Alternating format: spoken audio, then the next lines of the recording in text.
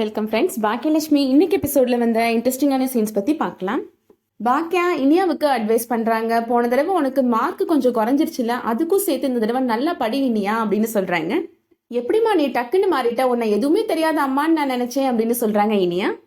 பாக்கியா சொல்றாங்க, என்னோட அப்பா சின்ன வயசுல என்கிட்ட ஒன்று சொன்னாரு, அது இன்ன வரைக்கும் எனக்கு ஞாபகத்துல இருக்கு அப்படின்னு சொல்றாங்க.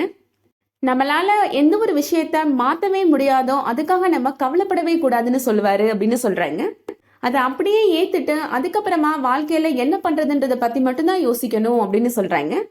நான்லாம் பாதி வாழ்க்கையை வாழ்ந்து முடிச்சுட்டேன், இனிமேதான் உனக்கு வாழ்க்கையை ஆரம்பிக்க போகுது இனியா, எப்படி சந்தோஷமா இருக்கிறதுன்றத பத்தி மட்டும் யோசினியா அப்படின்னு சொல்றாங்க. உனக்கு அம்மா நான் இருக்கிறேன், 2 அன்னைங்க இருக்கிறாங்க, தாத்தா பாட்டி அண்ணி எல்லாருமே இருக்கிறவங்கள பத்தி மட்டும் யோசி, இல்லாதவங்களை பத்தி கவலைப்படாத அப்படின்னு சொல்றாங்க. அடுத்ததா எழில் ஆபீஸ்ல நடக்கிறத காமிக்கிறாங்க. எழிலும் அமிர்தாவும் பேசிட்டு இருக்கிறாங்க. எழில் சொல்றாரு, இந்த உலகமே அழிஞ்சாலும் நான் எப்போதும் உங்க கூட தாங்க இருப்பேன், உங்களை விட்டு போகவே மாட்டேன் அப்படின்னு அமிர்தாவோட கையை பிடிச்சு பேசிட்டு இருக்கிறாரு. அத ப்ரொடியூசரோட பொண்ணு வர்ஷினி பாத்துடுறாங்க. பார்த்துட்டு ரொம்ப கோபமா அங்கிருந்து போயிடுறாங்க. அடுத்ததான் வர்ஷினி எழிலோட வீட்டுக்கு வராங்க. கையில அவங்க நிறைய திங்ஸ் வச்சுட்டு நிக்கிறத பார்த்த உடனே தாத்தா சொல்றாரு, நாங்க எதுவும் இப்ப வாங்குற நிலைமையில இல்லம்மா, போமா அப்படின்னு சொல்லிடுறாரு. வர்ஷினி சொல்றாங்க, நான் சேல்ஸ் கேர்ள் இல்ல, எழிலோட ப்ரொடியூசரோட பொண்ணு வர்ஷினி அப்படின்னு சொல்றாங்க. மன்னிச்சுக்கோமா, இந்த காலேஜ் பிள்ளையெல்லாம் ஏதாவது வித்தா மார்க் கிடைக்கும்னு சொல்லுங்கல்ல, அந்த மாதிரி நினைச்சிட்டேமா அப்படின்னு சொல்றாரு. எல்லாம் பரவாயில்ல தாத்தா அப்படின்னு வர்ஷினி சொல்லிடுறாங்க. எழில் பாட்டிக்கு இப்போ வர்ஷினி பட்டுப்புடவை கொடுக்குறாங்க. எழிலும் உங்களை பாட்டின்னு கூப்பிடுறதுனாலதான் நான் உங்களை பாட்டினே கூப்பிடுறேன், ஆனா உண்மையிலேயே நீங்க பாட்டி மாதிரிலாம் இல்ல, ஆன்டி மாதிரி தான் இருக்கிறீங்க அப்படின்னு சொல்றாங்க வர்ஷினி.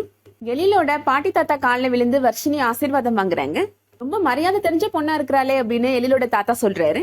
நீங்க வரதா எழில் சொல்லவே இல்லையே அப்படின்னு ஜெனிஃபர் சொல்றாங்க. நான் வரது எழிலுக்கே தெரியாது அப்படின்னு வர்ஷினி சொல்றாங்க.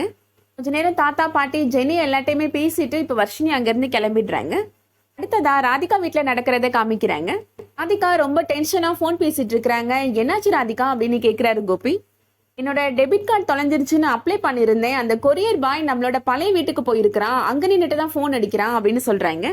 உங்க கொரியர் ஆபீஸ்ல வச்சிருங்க, நான் வந்து கலெக்ட் பண்ணிடுறேன் அப்படின்னு சொல்றேன், ஆனா அவன் மறுபடியும் பேங்க்குக்கே திருப்பி அனுப்பிடுவேன்னு சொல்றான் கோபி அப்படின்னு சொல்லி கோபப்படுறாங்க.